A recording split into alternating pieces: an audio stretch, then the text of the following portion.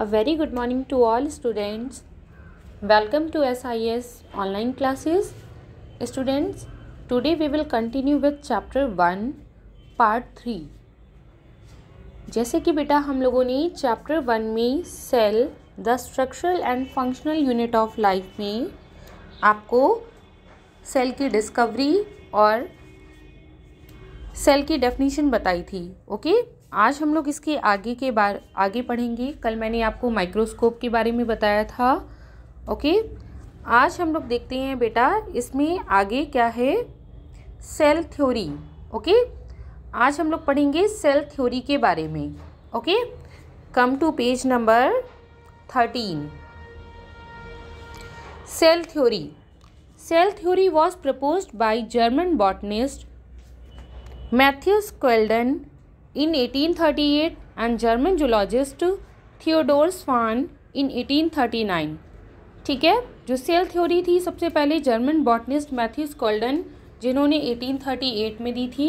इसके बाद एक और जर्मन जूलॉजिस्ट आए जिनका नाम क्या था, Theodor Schwann in 1839 and later on. और इसके बाद में 1855 में एक साइंटिस्ट और आए, Rudolf Virchow, a German pathologist, added the phrases omnis cellula e cellula meaning all cells arise from pre-existing cells.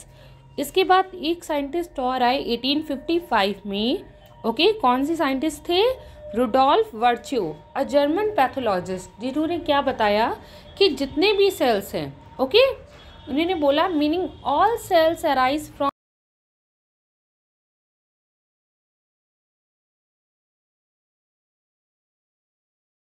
Arising pre existing cells, means कि वो अपने पेरेंट सेल से ही मिलकर बनी हैं. एक सेल से जैसे सेल डिवाइड करता है तो उससे डॉटर सेल्स निकलती हैं ना, तो उन्होंने इसी चीज़ को डिफाइन करके बताया कि जितनी भी सेल्स हैं all cells arise from pre existing cells. Pre existing means parent cells. जितनी भी सेल्स हैं वो अपने पेरेंट सेल से मिलकर ही फॉर्म हुए हैं. ओके, इसके आगे देखेंगे, all living organisms are composed of cells. जितने भी लिविंग ऑर्गेनिजम्स हैं, ओके, ह्यूमन बींग्स हो, एनिमल्स हो, प्लांट्स हो, माइक्रो ऑर्गेनिजम्स हो, सभी किससे मिलकर बने हैं, सेल से मिलकर बनी हैं.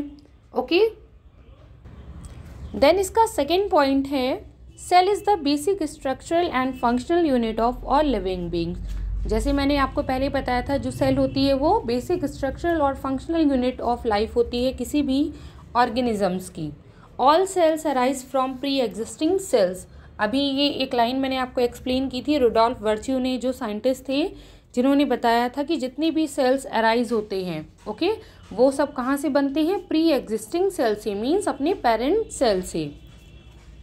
The function of an organism is the outcome of the combined activities of the cells. Okay, जितने भी हमारी बॉडी में फंक्शंस हो रहे होते हैं, कोई भी फंक्शन हो रहा होता है, जितने भी हमारी बॉडी के अंदर फंक्शंस हो रहे हैं, चाहे डाइजेशन हो या फिर रेस्पिरेशन हो, या XYZ जितने भी फंक्शंस हो रहे होते हैं, वो एक कॉम्बिनेशन ऑफ सेल्स के द्वारा ही परफॉर्म किए जाते हैं. ओके, सेल थ्योरी के बाद हम लोग आते हैं कुछ एक्सेप्शंस के बारे में. Exceptions to cell theory. Okay, यहाँ पर कुछ एक्सेप्शंस बताई गई हैं सेल थ्योरी के बारे में. वायरसेस के बारे में आप लोग जानते ही होंगे. ठीक है, वायरसेस क्या हैं, are non cellular organisms. Viruses को क्या बोला है, नॉन सेलुलर ऑर्गेनिजम्स, मीन्स ये सेल से मिलकर नहीं बने हैं. They do not have nucleus. इनके पास कोई भी न्यूक्लियस नहीं होता है, ना तो साइटोप्लाज्म होता है और enzyme, and do not perform any life activity.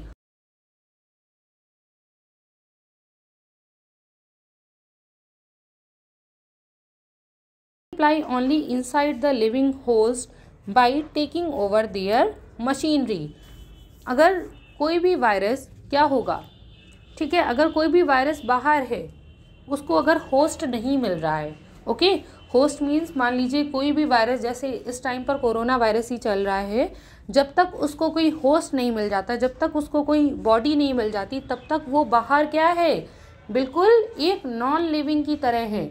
क्योंकि उसमें ना तो कोई न्यूक्लियस है, ना साइटोप्लाज्म है और ना ही कोई एंजाइम है। ओके, ये एक्टिव कब होता है? जब इसको कोई होस्ट मिल जाता है। होस्ट जब इसको, तब वो अंदर जाके क्या करेगा, फिर वो अपनी एक्टिविटीज़ परफॉर्म करना स्टार्ट कर देता है। ओके, इसलिए यहाँ पर कुछ एक्सेप्शंस बताई गई हैं सेल थ्योरी में, जिसमें ये एक वायरसेस भी होता है। ओके, देन सेकेंड पॉइंट है bacteria and blue green algae are not true cells. जो बैक्टीरिया और ब्लू ग्रीन एल्गे होती हैं ये भी क्या ट्रू सेल्स नहीं कहलाई जाती हैं।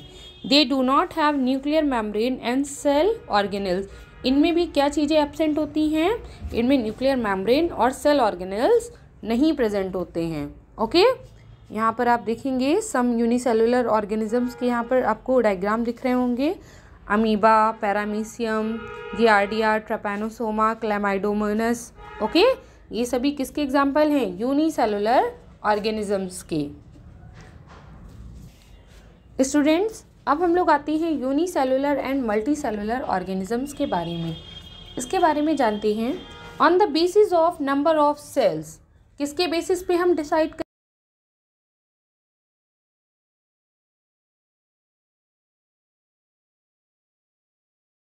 They are basically two types of organisms, unicellular and multicellular. Uni means single. Organisms are those organisms that are made up of only one cell. Unicellular वो organisms होते हैं जो only one single cell से मिलकर बनी होती हैं। Example, amoeba, chlamydomonas, euglena, paramecium, trypanosoma and bacteria are unicellular organisms. Okay, आपको इसके कम से कम 4 एग्जाम्पल्स भी लर्न करने हैं। इसके बाद आता है मल्टी। मल्टी मीन्स क्या होता है? Many. Okay, organisms are those which are made up of many cells that group together to perform many functions of the body. Multi cellular organisms वो ऑर्गेनिजम्स होते हैं जिनमें बहुत सारे सेल्स होते हैं और वो जब एक साथ मिलकर कोई भी एक्टिविटी परफॉर्म कर रहे होते हैं तो वो क्या कहलाते हैं? Multi cellular organisms. Okay, for example multicellular में fungi, plants, animals are multicellular organisms. All multicellular organisms have come from a single cell zygote through cell division. जितने भी मल्टीसेलुलर ऑर्गेनिजम्स हैं वो किससे मिलकर बनी हैं? एक सिंगल सेल से मिलकर बनी हैं। उसके बाद पूरा प्रोसेस होता है, सेल से फिर क्या बना? जाइगोट, जाइगोट से फॉर्मेशन हुआ। ओके, इस तरह से ये पूरा सेल डिवीज़न करते हैं। ओके, नाउ नेक्स्ट आते हैं हम प्रोकैरियोटिक एंड यूकैरियोटिक सेल्स के बारे में। On the basis of their nuclear organisation cells have been classified in